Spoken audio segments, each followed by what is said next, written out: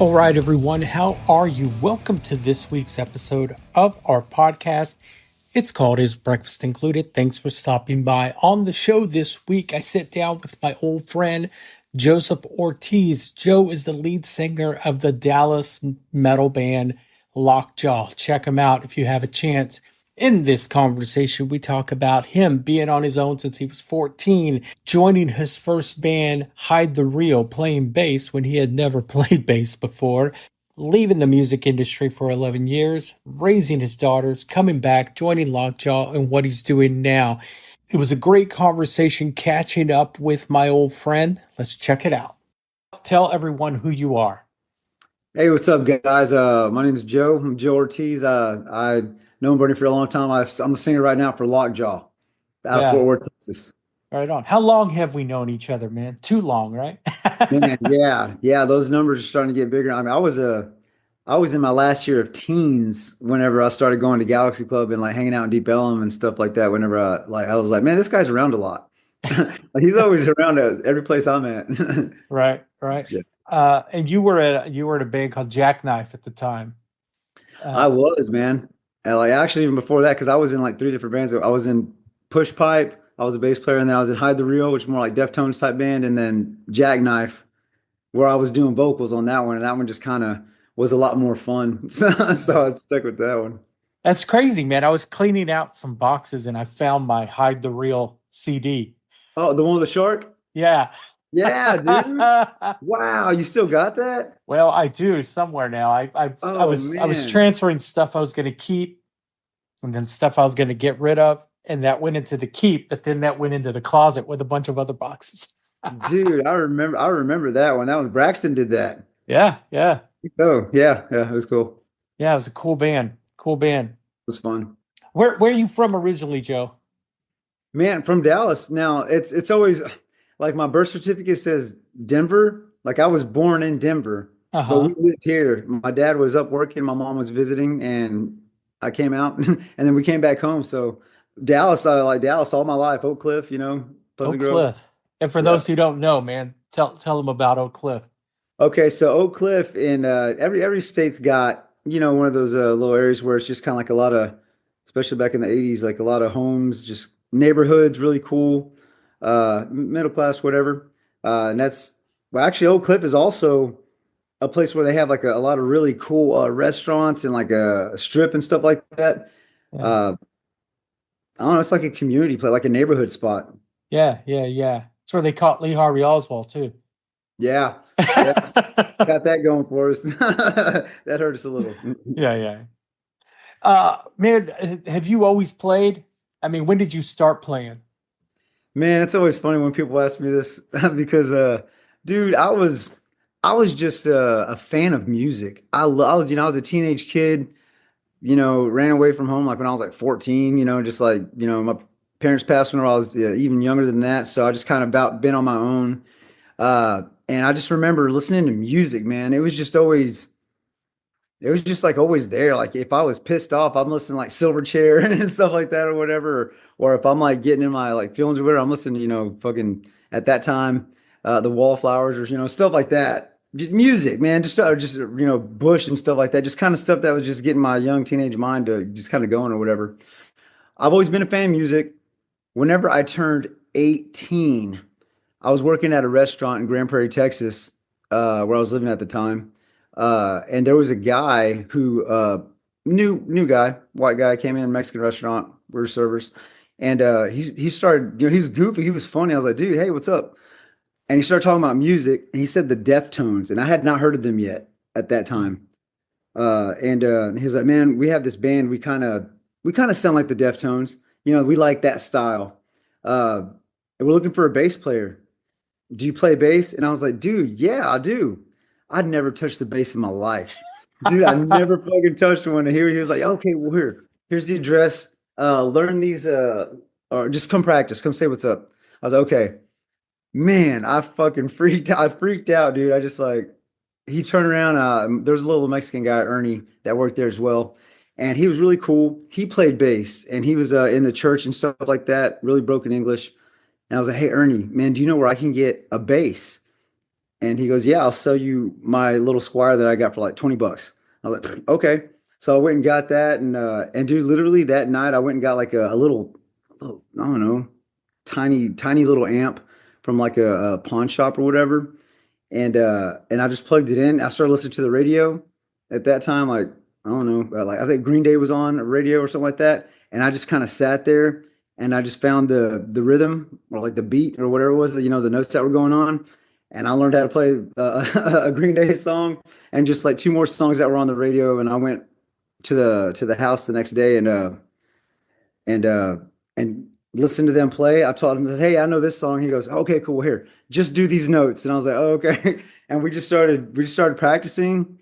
We clicked really, really well. And it was something that I really wanted to do. I was like, dude, I've been listening to all this music all the time. I want to do it. And here was an opportunity for me to do it. And that's just kind of how it started. I just kind of lied to get into my first band or whatever. But from there, it's brought me here, man. Right on, man. Right Yeah. on. So you said earlier you ran away at 14. Have you been on your own since you were 14? Man, yeah, about that time. Yeah, my parents passed away whenever I was 10. That's Yeah. like in like 1990 or something like that. And yeah, and then we kind of went with our family. Wasn't the best spot for me, man. It wasn't the best spot for me. Yeah. There's like a lot of abuse and stuff there. So I just kind of took it on my own to just kind of stand up for myself and just like, man, I'm out, dude. I can't. I have Yeah. two sisters. I have two baby sisters or two younger sisters than me. And it sucked, but it sucked because, there's been a lot of, drunken conversations earlier on in our life about that. They thought that I left them. And I was Yeah. like, I had to leave for me. I had to leave because I was getting I was getting the crap kicked out of me and all this stuff. And I couldn't deal with it anymore. And Yeah. I just couldn't deal with it. I was like, I got to go. It wasn't me leaving you, it was, it was Yeah. me trying to not be hurt anymore. Yeah. Yeah. Yeah. And so you bailed. Did you find a lot of like I don't know how to ask this question, but like as a kid, I remember feeling kind of left out, and I would listen to a lot of records and everything, and those were my friends. That sounds crazy. It sounds goofy, but No. did you find a lot of that, like, once you got into started listening to music and relating to it? Oh, 100%, man. Once I was, like I said, once I was out on my own and just had a Walkman, a little, like at first a tape and then a little CD or whatever, but I would just put on my headphones and I'd walk around. I'd just walk around town, walk around parks, Yeah. do whatever, stuff like that. And just, yeah, I'd be listening to whatever song I was listening to or the CD, because it wasn't like now, the iPods weren't out yet or anything like that. You're listening to one CD, focusing on one band, Yeah.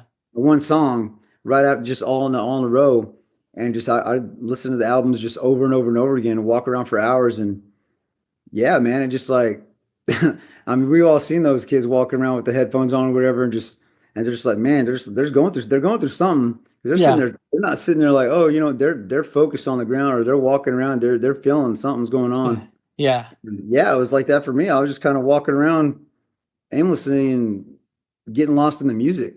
Yeah. Doing odd jobs and stuff. And Yeah, yeah, working like mate, trying to make money, like go doing stuff like that. I did that stuff for a little while as well. Manual labor when you're like 14, 15 years old. It's it's hard, but hey, you get some money and you're like, okay, cool, I can buy another it's CD. it's really manual labor then. Man, these kids don't know, dude. They don't know. So you're okay. So you show up at the gig. They show you a couple of notes to play these songs, man. Did you pick it up pretty quick?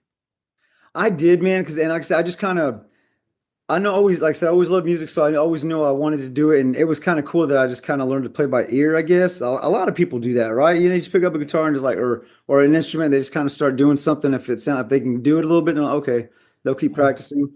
And I did that. That's what I did. I mean, I was like, these songs are they're telling me what to play, and then that guitar player at that time, he was just like, hey, dude, all I'm doing, you see what I'm doing? That's the root note. That's all the bass does is just follow the root note. I was like, oh, okay. And then after that, I started listening to all these CDs. And, at that time, a lot of Deftones because we covered a lot of those songs, but Papa Roach, Silverchair, Collective Soul, stuff like that, Metallica, stuff like that. All I the was, popular stuff at the time. yeah, dude. I mean, I was just it was anything that was heavy, anything that was fast, that was like, no. That was a movie, you know what I mean? Like just kind of like busy. Yeah. That was cool. I mean, because anybody could just sit there and do and there's parts for it, there's songs like that you just kind of chill or whatever. But I like that heavy. I Yeah. wanted to move around. Right on, man. And how long were you in that band? I was in that band for about 3 years. I played with them for 3 years, and yeah, we actually, we played in Deep Ellum, which is a spot, like a hot spot musically in Dallas. We played there with Curtain Club, At the the time, hook. it was the spot, right? Yeah, yeah. Oh, that was our spot. That was like Yeah. we played there all the time. We had almost all of our shows there. If we weren't playing in town or out of town, we were playing in town there. We Yeah. may have played a couple of other spots, but dude, Curtain Club is where we always played. Because at the time the owners and the booking guy was booking for us as well, Yeah. stuff like that. So we And got which to band was this? hide the real. Hide the Real. Yeah. And then at that same time, I started, like I said, I got that itch to do want to be a little bit more heavy. And then yeah, the push pipe guys that I was hanging out with, they were very like cold chamber, mud vein type, that just real, real new metal heavy, drop B and all that stuff. Yeah. And it was just fun. And I was in those bands at the same time. And then I just started we were playing a lot of shows out of town, like going on little gigs and stuff like that. And then I started getting the itch again, man. Like I have always been on my own, having a lot of time, not knowing how to express things. I was just like, man, I was writing them down. I would write things down or whatever. So I had like diary, journal, Yeah. stuff like Yeah. Yeah. that. Yeah. I always write down. And I started hanging out in Deep Elm a lot and made some really cool friends. And one of my best friends, Jacob Ramjeet, he was in Dustborn, another band from like way back in Yeah. the day. You're bringing back too many memories, man. I know, man. I know. It's like it's easy, man. It's so easy.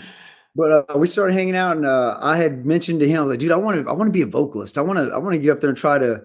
I've got a lot of words. I got a lot of stuff that I can go from. And he was just like, okay, cool, man. And just we didn't bring it up again. Then he comes up to me and he goes, hey, man, I've got some homeboys in Greenville that are looking for a singer, Jackknife. I was Yeah. like, okay. I'll say, what kind of? He goes, man, they're kind of like at that time very rap metal, new metal, like Limp Bizkit. He goes, they're kind of like Limp Bizkit. And I was like, really? I was like, I'll try. I don't know. I'll try. And then I listened to some of the stuff, and it was just that bouncy, don't just real bouncy old Yeah. Yeah. Yeah. 2000, Limp Bizkit, like just that really squealy. Uh, and then I just kind of talked to him a little bit.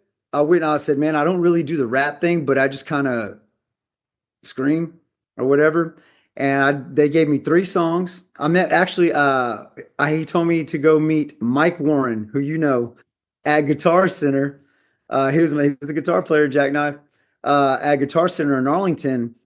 And I went up there one day, and dude, you'll know exactly what I'm talking about when I say this.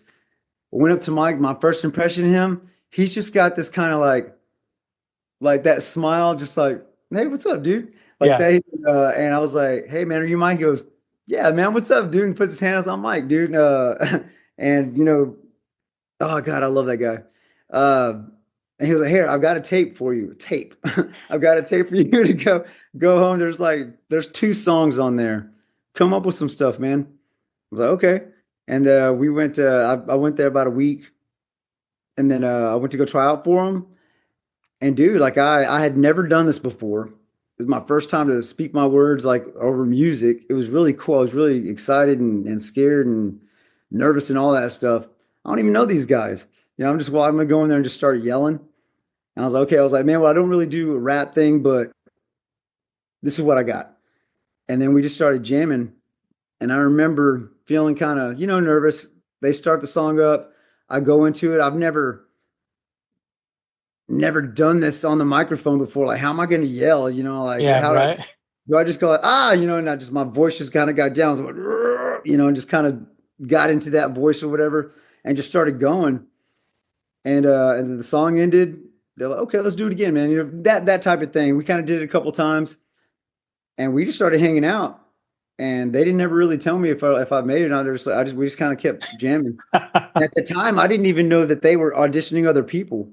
But I found out that one of the other guys they were auditioned was Roach from Low gear. Low Gear. Yeah, I was like, really? And I was listening to Low Gear at the time. I was like, dude, Yeah. oh, I'm not gonna get this. He's gonna get it, stuff Yeah. like that. But I found that out later. But yeah, it was kind of cool, man. That's how that happened with me and Jackknife. Yeah. Mike Warren, man, nicest guy in the world, right? Dude, biggest heart in the world. God, man. That's my brother, dude. I love that guy. Like we Yeah. lived together for a while, like as bandmates and stuff like that. And yeah, dude, we've been on the road together, me and that kid, man, me and that guy, Yeah. dude. Like we grew up together on the road, man. Like doing music. That Yeah. guy is, I will always say, is the best guitar player in Dallas, Texas that I've ever had the privilege of playing with. Dude, he's probably one of the best guitar players I've ever been associated with, Yeah. just personally. Plus, Count. he's also like very salt of the earth. What I remember about you guys though, man, is uh I didn't book Jackknife till I was working at Indigo. And I went back there to watch you guys, and you guys are halfway through your set, and I see either Mike or the other guitar player running up the wall during your set, like running at the wall and then running, like doing some kind of aerial maneuver off the wall. And I That's thought, Mike. Oh, that was my, dude, he was I thought, who cares if these guys are any good? Like, yeah. but you guys were, man, you were heavy, man. You were heavy at a time that, that was coming up, and you were one of the Yeah. first bands in my eyes, personally, I'll say this because I have Yeah. my opinion, that did it and did it right. Kind of like a dead industry. You Yes, know, dude. I had a conversation with Grimes at a party last year, I think, and we were talking about how we always known of each other, but we never officially met. yeah, And we're hanging out with Les Thompson, whatever, I guess at his house, whatever, hanging out, and I was like, hey, man, I'm Joe from, Dad. And he goes, dude, this is the way we started talking about. I was like, the way it worked out was like they were just leaving the scene and we were just exactly. coming in, so we just missed each other. Yeah, We and were you like, guys kind of filled that void. You yeah, know, yeah, like from them, like the big irons and then the dead industries and stuff like that. We were like the net, like you said, and I didn't even realize it because we were just having fun. And people have told me that, recently when we talk about Jackknife, that yeah, we were kind of like doing at that time. Hate Reed was coming up, Kill Switch Engage, like just that hardcore metal yeah, yeah, types, that whole fit, that the hardcore and the metal scene meshing together. That whole thing was just coming up, and that's what we were doing. That's what we yeah, like. It sounded cool. yeah. And, Yeah. and at the time, were there guys locally that you looked up to, that you kind of went to? Yeah, man. Jacob, like I said, Dustborn, he's the one that got me into that scene. As far as like the guys that you're talking about, like Dead Industry and Big Iron and stuff like that, not really, because I was still too young. Like whenever I met Jalapeno and Dan and all those guys, they were. I was like, dude, these guys are like rock stars. Where I'm just like, hey, man, what's up? But like I felt, and that was cool. They were always really awesome. But Jacob, he was my peer. Like we were in the same age. He was in Dustborn, who was Yeah, already doing shows, and they were doing like the same type of stuff, a little bit more hardcore, a little bit more grind. yeah, Like, yeah, they were really heavy. You know what I yeah, mean? He's the one that started, telling me how, I was like, how do we, get in here? We're here, man. Talk to this guy. You got to start booking these shows, and Jacob's really the one that showed me how to do that, and then I kind of just trying to did it for Jackknife. Just then we just started getting offered shows, and I didn't even have to try. yeah, Not yeah, sound like a jerk or nothing. But I mean, it was there like we were getting attention. I was like, oh, dude, I don't got to make any more phone calls. They're calling me now. yeah. And That's kind of, Jacob yeah. was one of the first guys that I met in the scene that was all about the DIY, do it yourself, Oh shirts, yeah, dude. hoodies. I remember I said, man, I dig that hoodie you're wearing. Do you guys sell them? And he's like, do you have a hoodie? I'll just take it home and print it for you and Yeah. bring it back to you. Yeah. I'll give it to me. I'll bring it back the way you want. That's dude. Yeah, he's very business minded. That guy. I Always love. been. He's very smart. Yeah. He's always been, yeah. And yeah, man. So you're doing Jackknife, you're doing shows.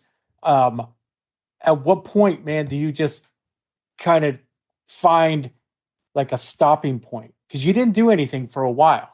No, and I still remember this, but our last show was October 4th, 2010 at Curtain Club. Yeah. I remember that because after that we just kind of, I mean, I had just had just, had my first kid, my first daughter.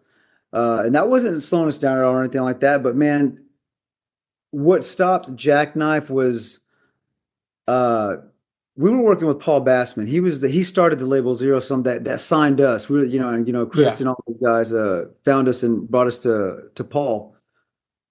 Now this was the deal. We were supposed to he was managing Damage Plan at the time whenever all that stuff happened or whatever. And we were doing a little tour on our own. We were making noise, he was putting money, just kind of putting us out there. And then whenever because actually he called me the night that Dime got shot, and he was like, "Hey man, this is what's going on." And I was like, "What?" Or whatever. And that was kind of crazy. So it kind of took us all by surprise or whatever. So what we were originally going to do was we were going to go be opening up for Damage Plan. That was the connection. We were going to be on some of their shows as a local opener. An opener. We're one Yeah. of the bands now, and it was going to work out that way. We were going to kind of go and do stuff. And then that just kind of obviously just came to a halt whenever that madness, that tragedy happened, and it was just kind of crazy after that. Paul did say, he was like, man, I'm gonna step away for a little bit. This is a lot. I've already lost, Dave, and then I've lost, Dime, and just Yeah. he's like, this is just, I need to step away for a little bit. So Zero Sum, the label that we had started, just kind of, went away. We got all of our CDs and, tried to sell them and things like that. But yeah, that was just kind of it. Our van had broken down after the last tour because we were touring heavily on our own, just Yeah. us, in a caravan. And man, we went all over.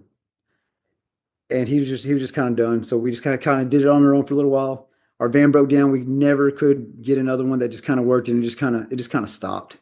And of course, me and Mike and Steve and all those, all those guys, we had talked about it and stuff like that. And then we just, whenever we said the words, it was just like, maybe we can get back to this a little later. And Yeah. we just kind of all knew that was just a good way of saying goodbye, stuff like that. And it just stopped. Everybody started having their own lives. We couldn't really go do anything anymore. To where we just couldn't financially do it. We were young, we were kids. Uh, so yeah, we just kind of went our own, started doing our own thing. I was out of the scene for 11 years, man. Yeah. You were you had a kid. Yeah, yeah, What? two now. Yeah, yeah. How did that change you, man?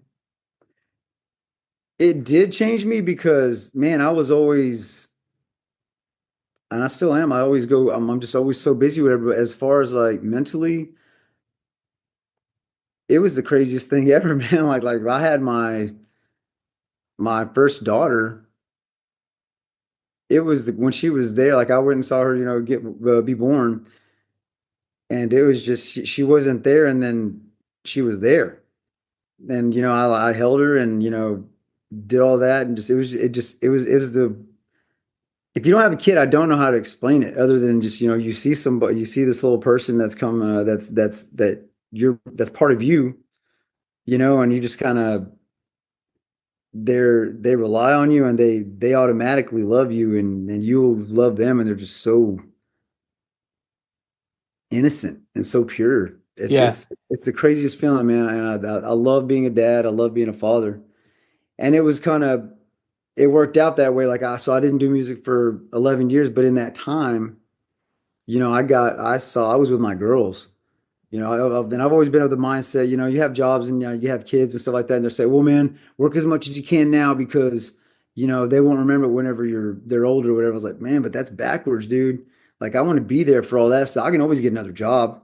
I can go do stuff like that, but I want to be there for the girls, and just Yeah. kind of, that's how it changed me, man. Like, I wanted to just be there. I got to protect them, man. I got to make sure that they're okay. And, and just kind of show them stuff, just kind of, you got to be there. And did that mindset from when you were younger, just basically influence that thought? Like, I need to be there for them. I need to protect them. I need to make sure that they're taken Yeah, care of. yeah. It did, but man, in a lot of good and in a lot of dark ways, man. Like I wish I could say I had the best, like this or whatever, but man, my past is like very, it's why it's I don't know, man, how to explain it. That's why I am the way I am, because it was dark. I've seen the very bad side of the world and people and things like that, and growing up and being like a band, not a well, I mean, if somebody your parents pass away, it's not really abandoning you, but you know what I mean. Like you No, feel yeah, that no, no. they're gone, and just the amount of people that keep on that you lose throughout your life, and just and you never know, you just never know, and they're just. But I've had that a lot in my life, so I have a lot of, to be cliche, like those types of demons and stuff down. I don't like calling them that though, man. I mean, it's a darkness there. It gets. I'm very protective of them because I know, and I mean because I know. Like, Yeah, man, things could be really bad. You need to pay attention to what's going on and who you're hanging around with and how people act, and just and really trust your gut, and because you're girls, for yeah, one thing, and you need to. And we have a fantastic relationship, so I'm very grateful for that, because me and their mother are not, together, things like that, and that's, like all like I said, life happened in between that time too, but all this stuff goes into what I write about and things and stuff like that, and just it helps, create music, and but at the same time, there's a lot of lessons that I'm teaching my girls, because yeah, to answer your question, yeah, I grew up a certain way, and it did trigger a protecting response in me. Like, yeah, I've got to make sure these girls are okay, yeah, because I'm always going to be here, yeah, yeah, not. I said, and yes. So my parents, my mom, the lessons that I learned that I teach now to my girls, I learned from my mom. My mom was, man, she was a worker, dude. She, I always remember her have, like, stuff all over her pants and stuff from coming from working in the factory, like building at Elger Industries or whatever. Like she was making like bathtubs and stuff like that, do all that stuff, fiberglass and all that. Just, yeah, my mom was a worker, she was a waitress as well and stuff like that. Um, excuse me, my real father, who I just never met until actually a couple years ago, he was never there, but my stepdad, who I consider my father, was there, and he was the same way. Him and her, they were working all the time. yeah, So I was alone a lot, me and my sisters, yeah, but yeah, I want way different for them, for yeah. my girls. So that's why I Exactly, do. man. Yeah. Same with me. Like you and I were brought up in a generation. What do they call us? Latchkey kids. Yeah. Oh yeah. You know. Yep. Uh, True. but so 11 years, man. What did you do? In you're raising your daughters. You're working. You're being the dad. You're being the. Did you miss performing? Did you miss that, or were you content at that time being away from it? Man, no, I missed it a lot, and looking back, going now, now that I'm divorced and things like that, but I see a lot of conversations that were had and things like that, and I just kept saying no. 'Cause I had, man, like I said, well, we were brought up in a different way. Like I believed that I had to stop doing all that stuff, because now, I'm a dad. I need to make sure that, do all that stuff. And it just all happened to work at the same time, because the band just stopped. I'm not really putting the effort into it, that I'm not going to be booking and stuff anymore. So I just need to focus on work.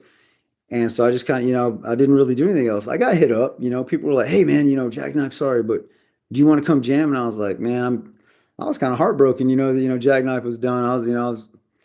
I love Jackknife. We love that band. We had a blast, dude. We had Yeah, so much fun, and I love the guys. But yeah, I just had to. I was like, man, I have to start working. And I've always been in restaurants. I've always done that stuff. So I've done everything from washing dishes, busboy, to general management in restaurants, stuff like that. And I just started working at restaurants, being a dad and a husband or whatever. And I really started to miss it a lot, and it started showing up in a lot of different ways that I didn't like, yeah, uh, and things like that. Heavy drinking, stuff like that. Like way more than whenever I was actually in a band. I was just like I wanted to do music, but I couldn't, because I had a family, and that was me. That I realized that was my thinking. yeah, That nobody was stopping me. I was the only one that was like making myself miserable, not doing. I could have done, stuff like, karaoke or Yeah, or it stuff was like just your that. mindset. Like I can't do Yeah, it and be the yeah, family man, you know? yeah. And I just wanted to give it all, but yeah, it just kind of it. I was angry. I was really angry and Yeah, things like that. I've never been like a, like a. I've never when I say like I was angry, I'm talking like I was just in a grouchy mood. I've yeah, never spanked my girls or anything like that whenever I had been drinking or anything like that. I've never done anything like that. But I was just like a grump. Yeah, yeah. yeah, it wasn't fun. You're I not a could fun be drunk. Keith Element. I wanted to go watch a show and stuff like that. Yeah, yeah, yeah. But I just remembered this, man. I ran into you in that time. You were working. You, Mike, we all got our start with Pat Green. We all oh, worked with. that's right. Yeah, I yeah, went. yeah. I went to see Pat. Mike was there, and you were there working for him. I just Right. literally just remembered that. That's right. Yeah, man, I totally forgot. Yeah, because that's also what I did in between that time. That's right. That's right. That's what I was Yeah, doing. it That it was did. well. It's funny you brought that up at the perfect time because right about that time that I'm talking about when I was real angry and stuff like that. That's whenever Mike had hit me up and asked me about hey man, I'm doing this and Braxton's there and Pinky from Curtain Club and stuff like that. So I was like, dude, what do I got to do? He goes, just be a merchandise man, merch manager or So whatever. much, yeah, Merch. I was like, cool, sweet man. I get to hang out with you guys again and be on a bus and travel around like just a couple of days a week. yeah, And that was a dude that helped me out a lot because once again, I was around music. I wasn't performing, but I was in it, man. Like, like you said, you did that stuff as well, and it was just cool. yeah, It was cool yeah, being yeah, around music. Yeah. yeah. Forgot about So, that. did that lifestyle in any way? Did it like you said, it helped you? You were around music, but did it ever contribute to your drinking? No, actually, because you Did know it what? did it That help? time Mike, because there was also like rules you had to follow, stuff like that. I loved Mike and he got me the opportunity. I didn't want to let him down. Yeah, I don't want to let him down or anything like that. And then Braxton was there, but at that time Braxton was, he was drinking really good quality stuff, and I drink with him, but I didn't know it didn't in a bad way because Michael's like, hey man, we'll party and stuff afterwards. He loved his job and he's good at yeah, it. yeah. He said, let's just wait till afterward He's or the whatever. best Yeah, at dude. it. And he was like, even if the other guys want you to, man, it's up to you, man. But just kind of, these are really good guys. These are really good people, man. They treat you well. So Yeah, that's cool. I just be able to do that's awesome. So yeah, no, actually I didn't drink a lot on that at all. yeah. Like And it would actually it help me kind of get my mind right. he was right, man. They were. I came um into that organization, and they're the best people. Yeah. Pat Yeah, always man. treated me really good. Yeah. Yeah. I don't know. I don't know how he treated you, but he did. He treated me very Oh, well. dude, they were all cool. Yeah. Everybody was awesome. Yeah. Dude, in this time, we follow each other on social media. In this time of you not performing, I started seeing videos of you like fitness videos. And I remember kind of chubby Joe, Yeah. Yeah. you know, and then I saw this video of you and I was like, dude, this guy is ripped. Like, Man, you're like bringing up like I don't even really think about it. That's but yeah, what you're right. inspired that? Once What again, inspired you? well, because dude, like you're right. I was I had got big. I got up to 300 pounds, dude. And I'm a average size dude. I'm like 5'7". I it goes that way, dude. It's I go sideways, man. Yeah, we don't carry it well, Joe. I don't, man. No, I did not. Oh my gosh. I was wearing like, dude, I was wearing like size 40 or 42 Dickies. It was disgusting, man. But I didn't even that also plays into because I got that way because I was drinking a lot and I was just like living a bad lifestyle. I wasn't paying attention. Yeah. Dude, I wasn't paying attention. I was just drowning my sorrow and whatever. And I got huge. And I remember I was sitting on the couch one time and I looked down at my wrist.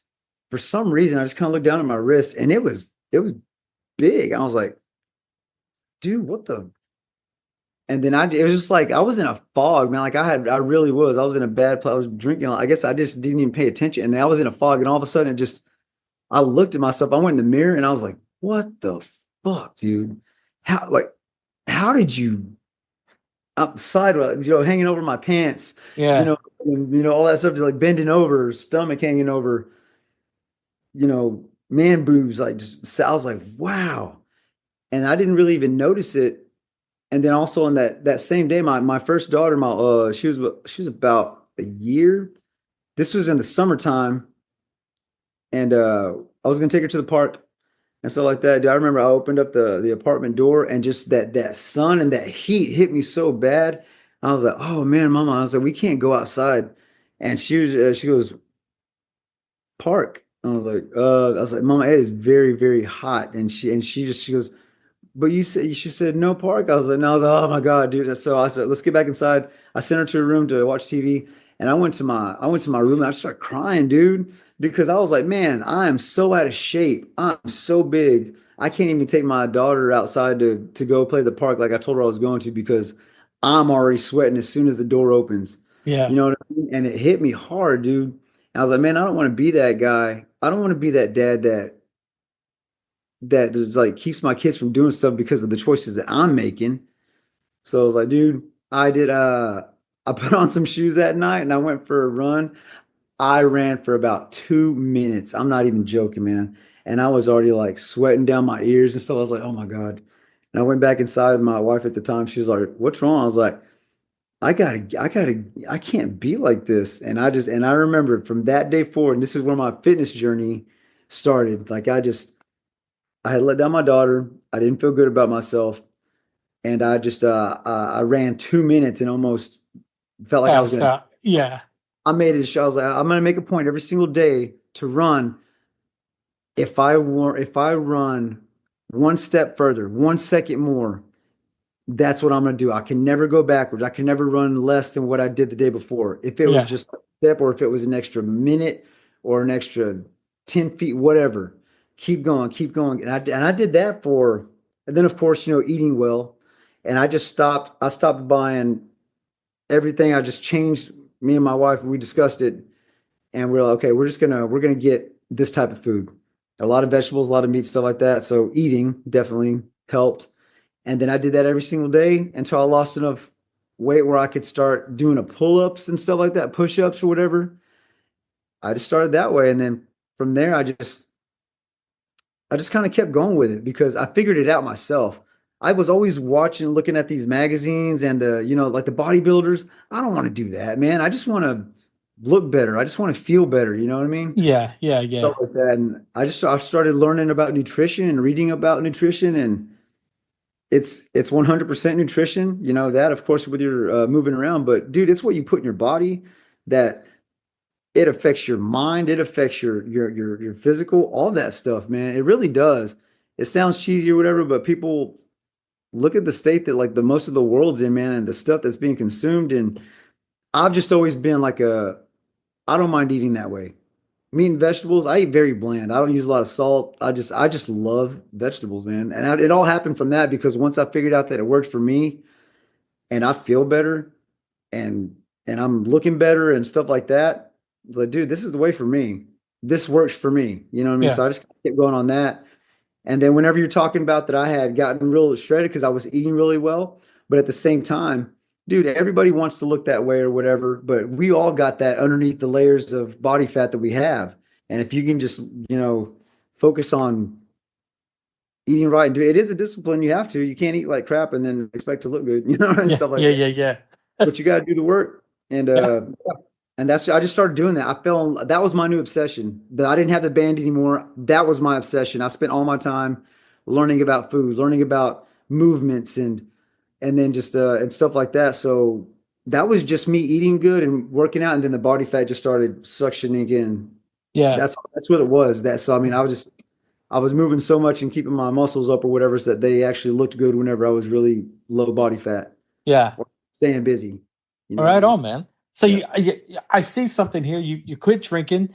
You noticed that you were way out of shape. You wanted to do something about it.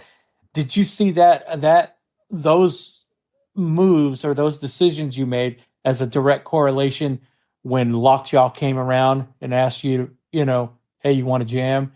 And then you jumped into this situation that has worked out for everybody.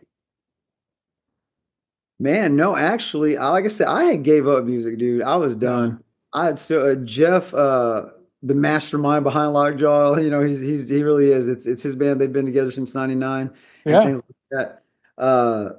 But he's the one that does everything. Everything you see of Lockjaw online is we do everything ourselves, but he does it. Like he's anyway. No, Jeff actually did start following me because of those videos that you're talking about. He was like, "Man, I remember you were like you weren't doing music, and then." All of a sudden you're like on all over you're all over the social media and you look, dude, you're jacked. And I'm like, and just doing like all these like cartwheels and stuff like that. And just kind of doing like just whatever you were doing or what at the time, climbing ropes and shit. And he just kind of started following me. And then they were playing shows. There was Lockjaw used to be like really new metal, like we were talking about earlier, just really Yeah. like Yeah. bounce, Yeah. like this really, and they were really good. But I wasn't into it at that time. Jackknife was more like we were more like thrash kind of metal, but with heavier Yeah. vocals, things like that. So I was more like the aggressive, like energy. And for me, Lockjaw was just a little too bouncy at the time. Yeah. Yeah. Wait, Jeff, they changed the structure. He was like, "Man, I'm taking over the composing of the music now. I want to go in a different direction." And we saw each other the year of COVID, 2020, at a Machine Head show at House of Blues. Me and Jacob were there, and we saw Jeff, and Jeff came up and he was like, "Hey, man!" At this point, he had already been messaging me, come watch us, come check us out, blah blah. And I was like, and then I saw him there, and dude, if you know Jeff, he's just a big teddy bear, dude. He's just always like in, big smile, stuff like that. He was like, "Hey, man, dude, good to see you, man," and stuff like that. He was like, "I know I've been hitting you up a lot. I just want you to listen to it, kind of give it a listen or whatever, and just see what you think." And he goes, we kind of changed the direction that we're writing, and he gave me a song, and it reminded me a lot more of like what Jack and I wanted to do, or what was doing like more guitar solos and like Yeah. more Yeah. faster Yeah. stuff like that. And it was a little bit more like lawns of like Kill Switch and Parkway Drive musically. I was like, yes, I like this. And for the first time, I had felt inspired and like I wanted to be in a band again. And he was like, "Man, I remember what you did in Jackknife, and that dude, that's I love your voice." But that was the thing is like I wasn't singing at all in Jackknife. I was just screaming. Yeah. I was just screaming. So there was no, and he liked that because he likes that really heavy, really over heavily stuff. I was like, "Well, man, look, the girls have already kind of grown up a little bit. They're no longer babies. So Yeah. they're 10 and stuff like that now. So they're getting their own friends, and now they don't want to hang out with me all the time." So I'm like, "Man, I'll give it a listen." I was like, "Yeah, dude, let's give it a shot." I said, "But look, if I do this again, I don't want to just be a Deep Ellum band." I was like, "Man, I want to do this. I want to like play shows. I want to tour. I want to do stuff like that." So I want to, and I boldly said, I was like, I want to play arenas. I want to play an arena." And dude, we got to do that and stuff like that. But I mean, it started from that. I was like, I want to change. I want to change what I'm doing. I don't just want to scream. I've got some ideas. I want to sing. I want to try singing. And he was like, he was very understanding and very supportive. And because I was nervous, I was like, "Dude, I've never really written a melody before for Yeah. my own." And we kind of went in, and he was supportive and just very made it easy for me to. I felt comfortable doing it. And yeah, dude, from that point, that was in 2020 to now. There's been a lot of back and forth. Dude. Me and that guy have gone to war in the studio uh, because I know what I'm trying to do, and he knows what he's trying to do and stuff like that. But he's my brother now. I love the guy, and we work well in the studio together. But now this is where I'm at now. Like I feel a lot more comfortable using my voice, and I'm trying to do different stuff all the time. Yeah. So Yeah. Well, right on, man. I feel privileged to have somewhat watched that journey, you know, from the yeah, first time I saw you. Uh, yeah, it's different, man, but it's fun. yeah, yeah. So, I mean, we have history. You and I have a lot of history, Yeah, from Galaxy Club to Curtain Club to Indigo, all those places, Deep Ellum in general. deep element. But, man, I'm just really stoked. I see where you are in life. A lot of people put on social media this persona, this facade, but I really feel yours is genuine, man. Like I really Oh, feel thanks, man. you're Yeah, I happy, tried, dude. you Yeah, know. yeah, I really feel that you're doing something. I've listened to the Lockjaw stuff and I dig it a lot. Um, What do you guys have coming up? So we played our last show for 2024, November 9th, at Trees. Hmm. That's kind of like our, that's our spot now. Like I love Lockjaw. We play Trees all the time when we're in Deep Ellum. So we played our last show then. For the year, we are back in the studio writing some more songs. Like I said, we've already gotten to we've got a brand new song that we've already played that's really went over really well. And dude, like this could be our second album with this unit, and I'm excited. We're writing new stuff, and it's gonna be it's just gonna be an extension of what we're all trying to do. Like it's we're having fun. Yeah. We're not trying to like stay in one little box. Yeah. Anything that Yeah. comes out, we have some really cool stuff, man. We're excited about it. I mean, I don't know what else to say about it right now because it's so new, and we're working on 3 different songs right now. But yeah, I mean, we're just in the studio right now, and we're Right just on, man. about it. Yeah, Where can yeah. people find out about you and Lockjaw? So we're all on all the platforms. Apple, Spotify, YouTube, things like that. You can check us out on is it lockjaw.com. That's going to be our website. Also on Facebook, lockjawlive.com on Facebook, and then Lockjaw Metal on Instagram. We're constantly posting things and just keeping you guys updated. It's kind of slowed down just a little because, like I said, we are focusing on the studio stuff, but we still put stuff out weekly Yeah. content. That's what we Right do, yeah. on, man. Yeah. Considering where you came from, man, your beginnings, very, very humble beginnings, and how you made your way. What advice would you give somebody that came up to you and asked you, you know, how do I get to do what you do? Like, where did you find your inspiration? Yeah, I mean, being inspired is just like, going out and being in it, going out and just being in it. That's just, there's nothing different than anything else, dress for the job that you want, go out and engulf yourself in it. You want to be playing shows, karaoke, open mic, metal shows, whatever. Go be in it, go be a part of the crowd, and go get to know the community, and you'll find those people are willing to help out, people that want to do it. But Right you just on, man. gotta get out there. You gotta get out there and do it. Life Yeah. is all about balance, man. Yeah, we got work, we got all this other stuff too, but if you want it, you'll make it happen. You know what I mean? And just engulf yourself in the community. Be around what you want to be around. Be around what Yeah. you want to be. Yeah. Cool, man. Cool. Well, brother, it's been great talking to you, man. It's been great catching up with you. As you know, our podcast, it's called Is Breakfast Included? And Yeah. I might know but if we were having breakfast, man, what would you have? Okay. It'd be pretty simple.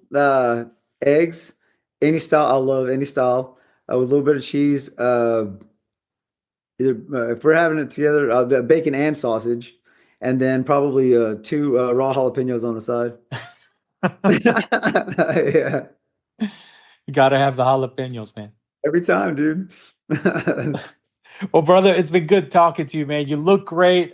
You look happy, and it makes me happy to see that. Yeah, man, this was fun, dude. I love all this stuff, man. I love what you're doing, man. I'm glad you're Thank you, doing. man. Thank Yeah, you, man. It's been a pleasure having you on. yeah, man. Thank you. Thanks All for right, having me. brother. Have a great day. Oh, you too, man. Later, All bro. right.